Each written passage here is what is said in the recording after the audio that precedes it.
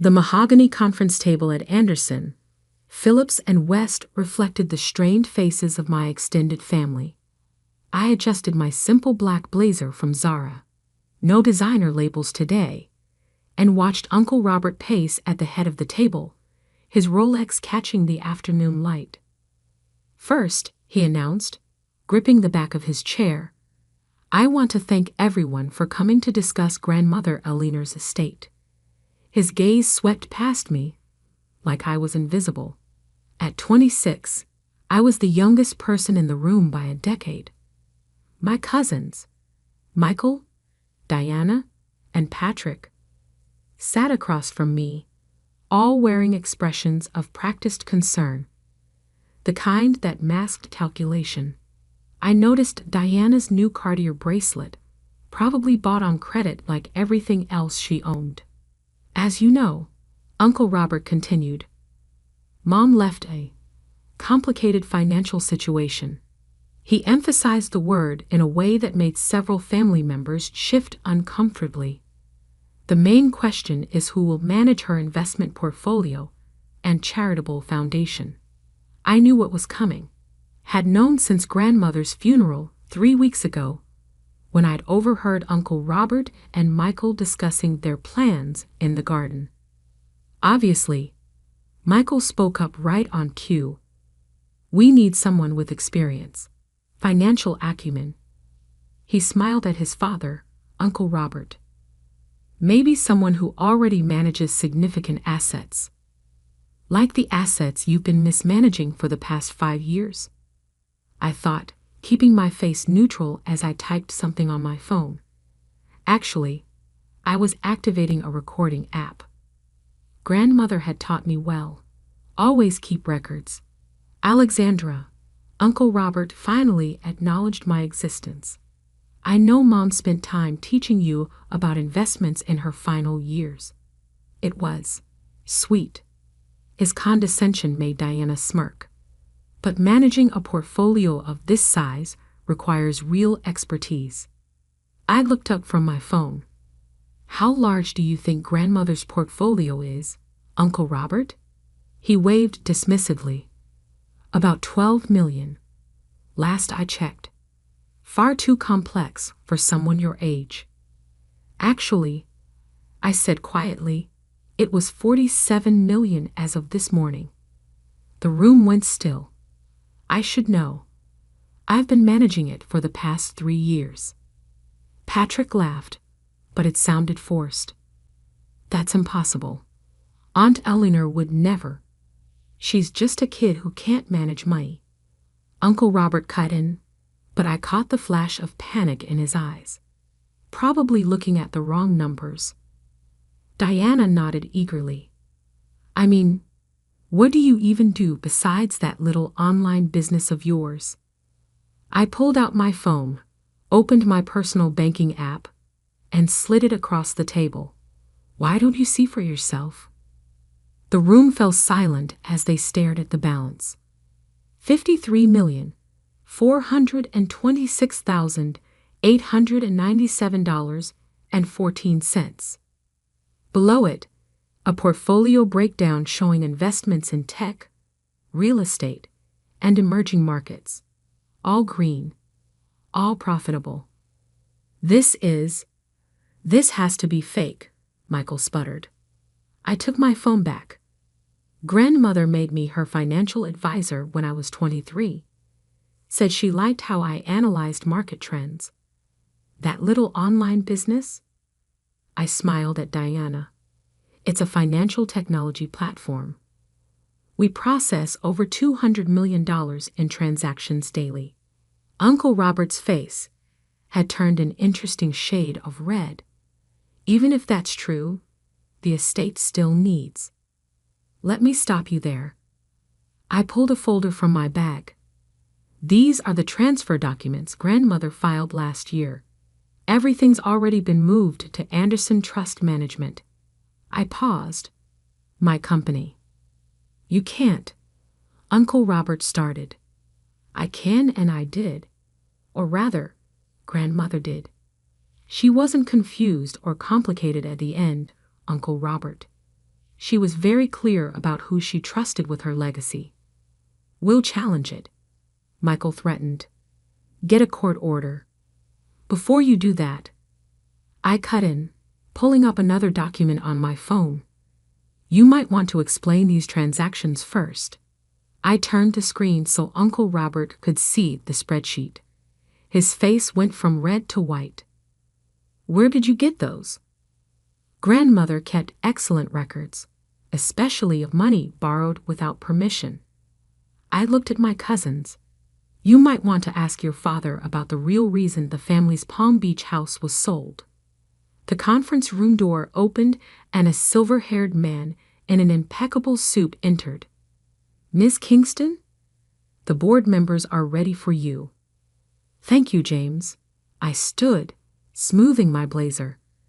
"That would be the Anderson, Phillips, and West board. I bought the firm last month." "Grandmother always said to invest in what you know." I gathered my things. "You'll be receiving official letters about your outstanding loans soon. I suggest you all find good lawyers." "You can't do this to family." Diana's voice cracked. I paused at the door. "Funny. That's exactly what Grandmother said when she discovered the money you've been stealing from her accounts." I checked my watch.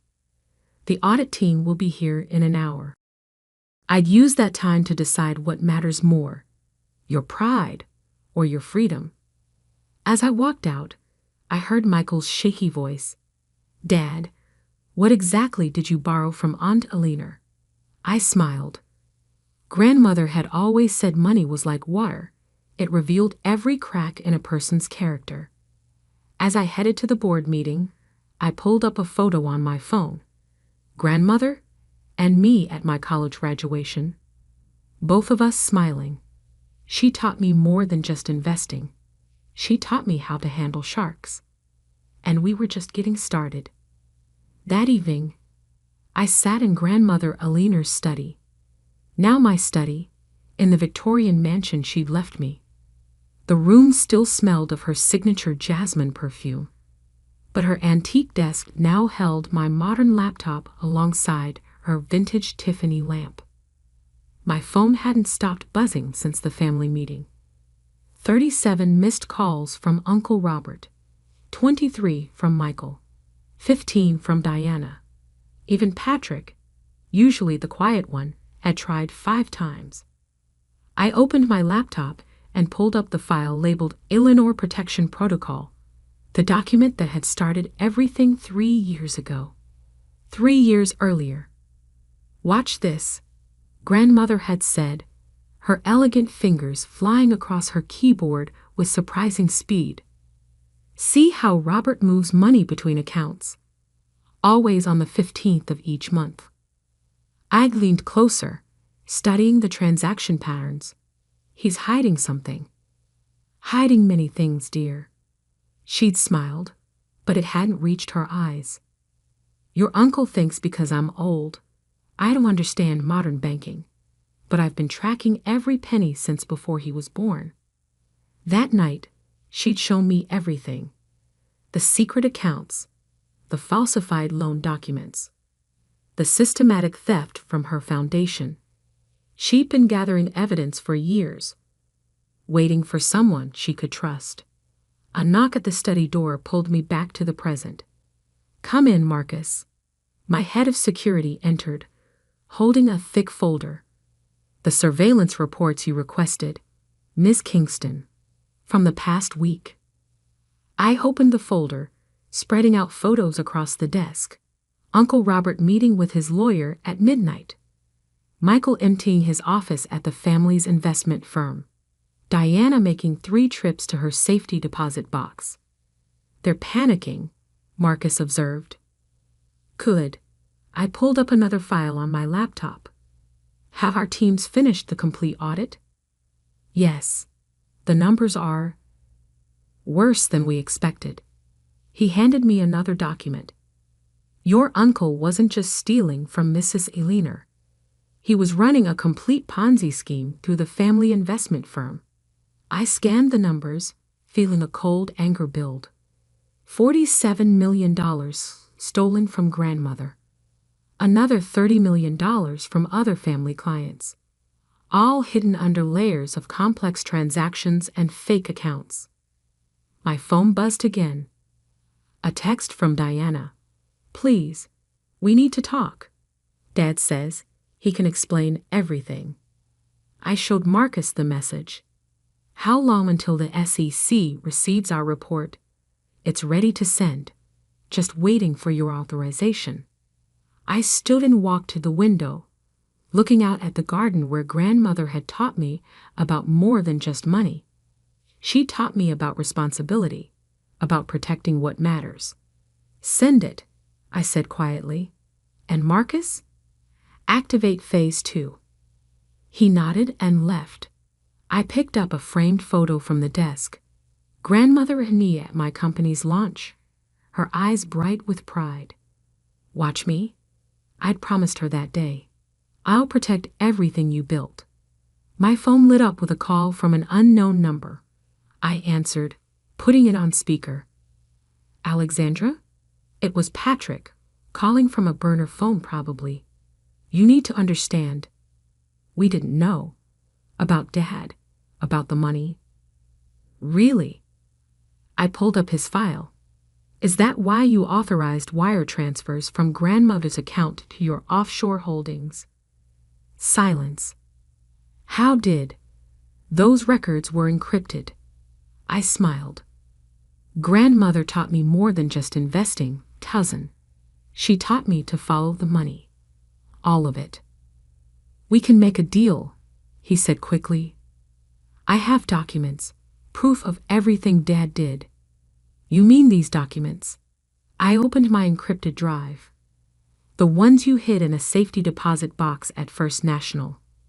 Grandmother had copies. She had copies of everything. The line went dead. My laptop chimed with an alert. The SEC had received our report. Within hours, the investigation would begin. But that wasn't the only surprise waiting for my family. I opened my company's internal messaging system. 2. Global Management Team. Subject: Project Legacy Activation. Status: Phase 2 initiated. Timeline: Execute at 9 a.m. tomorrow. Another text came through, this time from Michael. "You've destroyed the family. I hope you're happy." I typed back, "No, Uncle Robert destroyed the family when he started stealing from grandmother. I'm just cleaning up the mess." Standing, I walked to the hidden wall safe, the one Uncle Robert had never known about. Inside was grandmother's real legacy, a USB drive containing everything she discovered, everything she protected, and everything she planned. "Marcus," I called through the intercom, "is everything ready for tomorrow?" "Yes, Miss Kingston. The press release is prepared, the documents are filed, and the board members have been notified." "And the other matter?" "The private investigators have confirmed. Your cousins have all been making large cash withdrawals. They're planning to run." I smiled. "Let them try. Their accounts will be frozen in." I checked my watch. Exactly 3 hours. My phone buzzed one final time.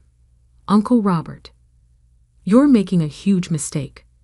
I raised you like my own daughter." I typed back, "No, Uncle Robert. Grandmother raised me. She raised me to see through men like you." Tomorrow, they would learn exactly what that meant. Tomorrow, when phase 2 began, they'd understand why grandmother had chosen me to protect her legacy. I touched the jasmine perfume bottle on the desk. "Watch me, grandmother. Watch me finish what you started." The real game was about to begin. The next morning, I arrived at Anderson Phillips and West's headquarters precisely at 8:45 a.m. The lobby's marble floors reflected the chaos unfolding. Security teams escorting employees from Uncle Robert's old department, federal agents reviewing documents, and reporters gathering outside the glass doors. My phone lit up with a news alert. BREAKING. Major financial fraud uncovered at Kingston Investment Group. SEC launching full investigation. Right on schedule. Ms. Kingston. Marcus appeared at my elbow. They're all here, waiting in the main conference room. I nodded, straightening my St. Laurent blazer. No more department store clothes. Today, I dressed for war. And the evidence? Everything's ready, including the video feeds from Mrs. Aliner's private security system. The conference room fell silent as I entered.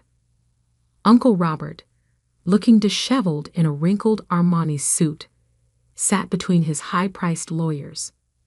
Michael and Diana huddled together at one end, while Patrick sat alone, avoiding everyone's eyes.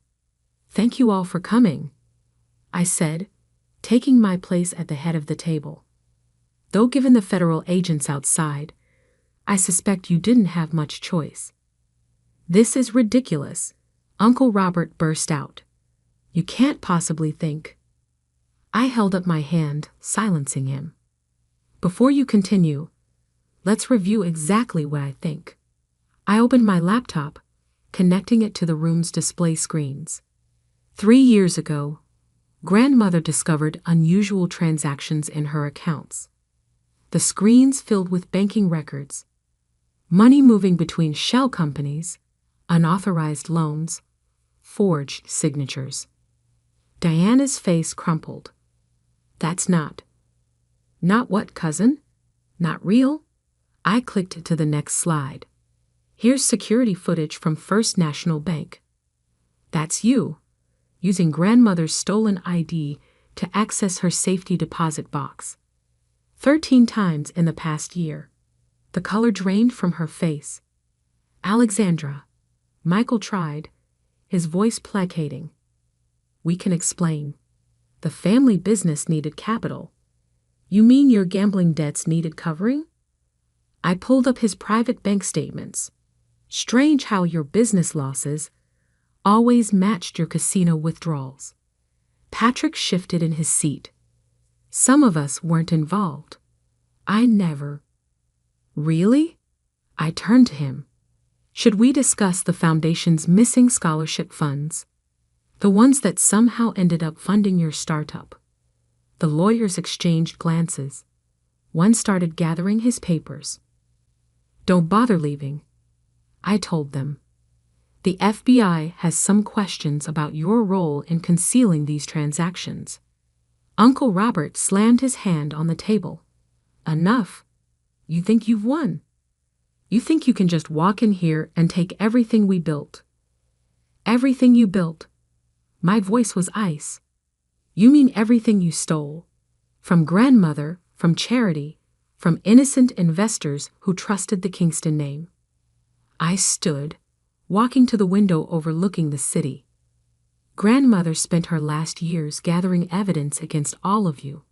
She watched as you stole her money, betrayed her trust, and laughed about her confusion behind her back."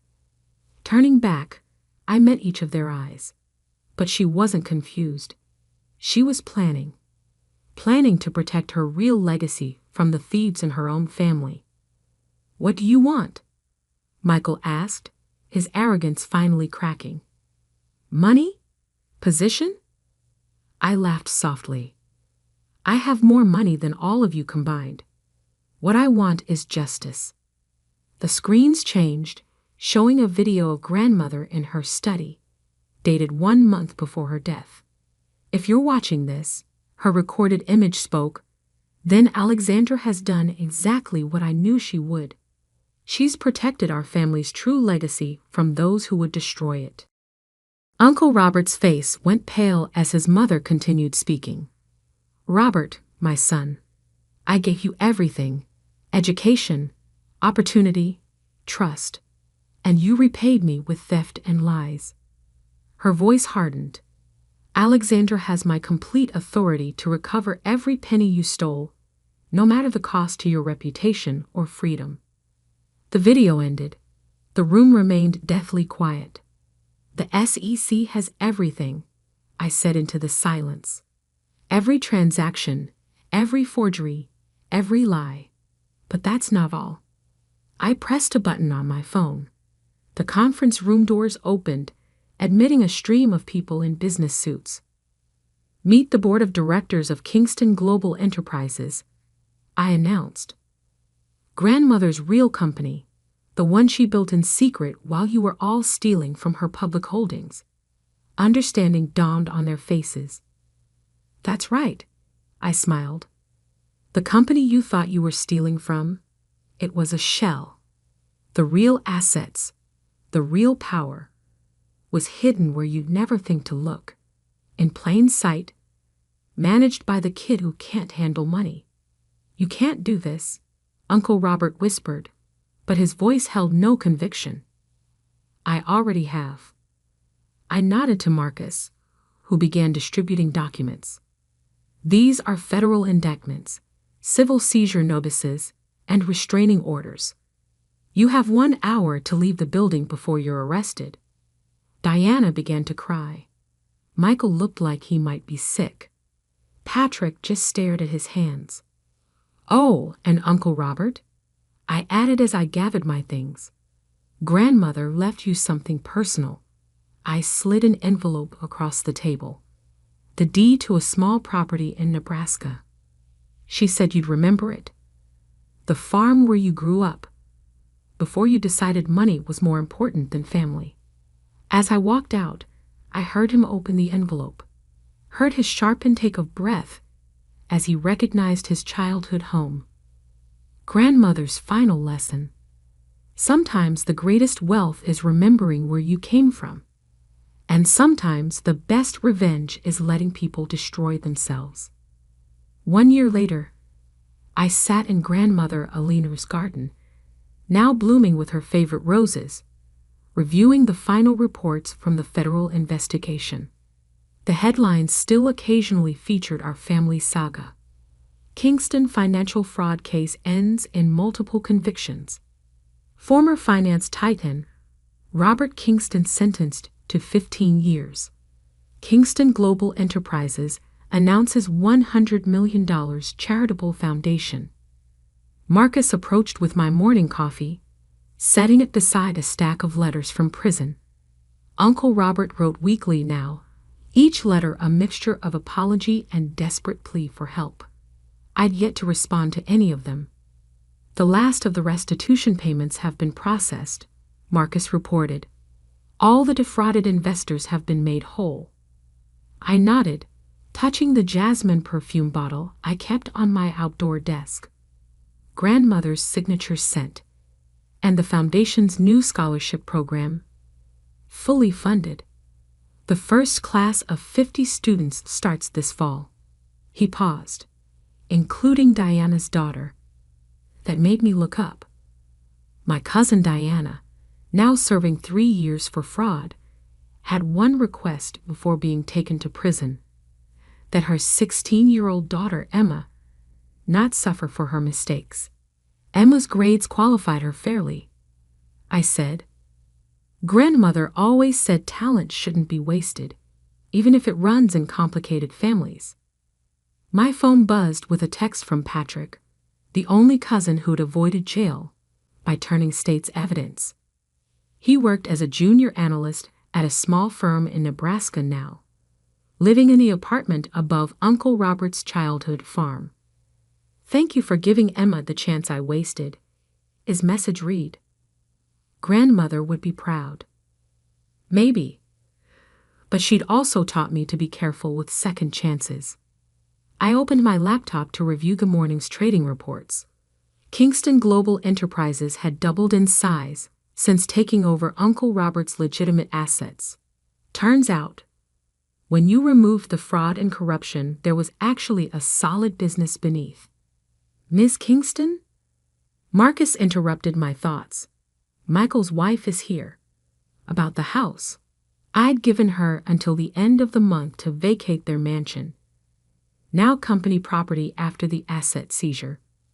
She'd been surprisingly dignified about it, Unlike Michael, who tried to hide assets until the very end. Show her in. Sarah Kingston appeared, elegant even in obvious distress. Alexandra, I know I have no right to ask. The children's trust funds are intact. I cut in gently. Grandmother set them up through my company years ago, where Robert couldn't touch them. They'll have enough for college. The relief on her face made me think of another day in this garden, years ago. Flashback. Money is neutral, Alexandra. Grandmother had said, tending her roses. It's not good or evil. It simply amplifies what's already in a person's heart. Is that why Uncle Robert, I'd started, became a thief? She'd smiled sadly.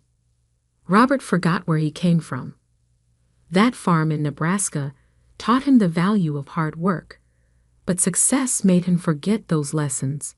She turned to me. Promise me you'll remember. Wealth isn't about having money. It's about what you do with it. Present day. There's an apartment, I told Sarah. 3 bedrooms, good school district. The trust will cover rent until you find work. My HR department has some leads if you're interested. She stared at me. Why? After what Michael did. Because grandmother believed in second chances, but only for those who earn them. After she left, I walked through the mansion's halls, now lined with photos telling our family's real history.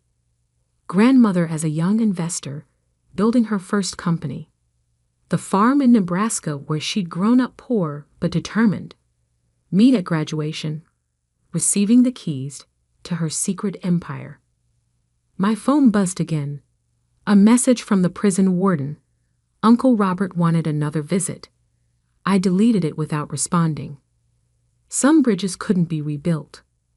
Marcus appeared with more papers to sign. The board approved your proposal for the tech incubator. We can start accepting applications from young entrepreneurs next month. I smiled, signing the documents. 20 promising startups would receive funding and mentorship, just as grandmother had once mentored me. Her legacy growing in unexpected ways. Oh, and this came for you. He handed me an envelope, heavy cream paper with familiar handwriting. Inside was a letter grandmother had written years ago, with instructions to deliver it today, the anniversary of her passing. My dearest Alexandra, if you're reading this, you've done exactly what I knew you would. Protected our legacy, while teaching some difficult but necessary lessons about the true value of wealth. The money was never the point. It was about character, about choosing what kind of person you want to be when faced with the temptations of power. Robert chose greed. Your cousins chose ease over ethics. But you, my darling girl, chose wisdom. You learned that true wealth lies not in what you have, but in what you build for others. The garden you're sitting in was once just dirt and dreams. Like everything worthwhile, it needed patience, care, and the courage to cut away what doesn't serve its growth. Take care of our legacy, but don't let it consume you. Build something new, something that serves not just our family's redemption, but the world's need for more people who understand that money is meant to grow more than just wealth. I'm proud of you, not for what you've achieved, but for who you've become. All my love, Grandmother. I folded the letter carefully, touching the dried rose petal that had fallen from its folds.